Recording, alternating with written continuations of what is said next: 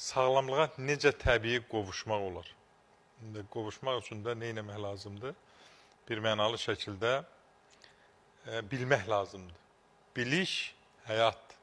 Biləndə ki, suyu necə qaynatmaq olar?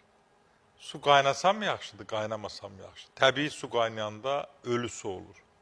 Qaynanmış su içəndə sən orqanizm onu normal suya çevirmək üçün orqanizm tərəfindən mənimsənilməsi üçün nə qədər ona enerji sərf edir. Bir də var təbii su, bulaq suyu.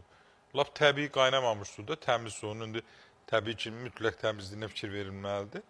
O olur tamam başqa bir su, ideal su. Talayavada deyirlər. İdeal suyun da hazırlanması haqqında sizə məlumat verə bilərəm. Götürürsünüz, suyu tökürsünüz qazana,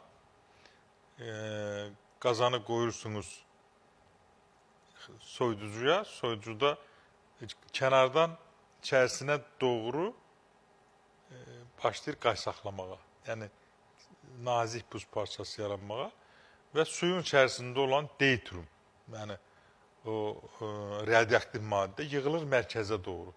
Sonra siz onun mərkəzindən onu bir qaşıqla götürürsünüz, təmizləyirsiniz bir qabla.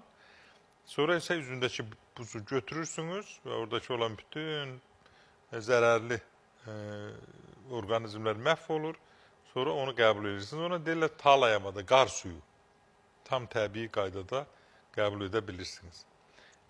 Bundan başqa təbii ki, insanlarımızın hər zaman düşündürən, hər zaman narahat edən vasitələrdən biri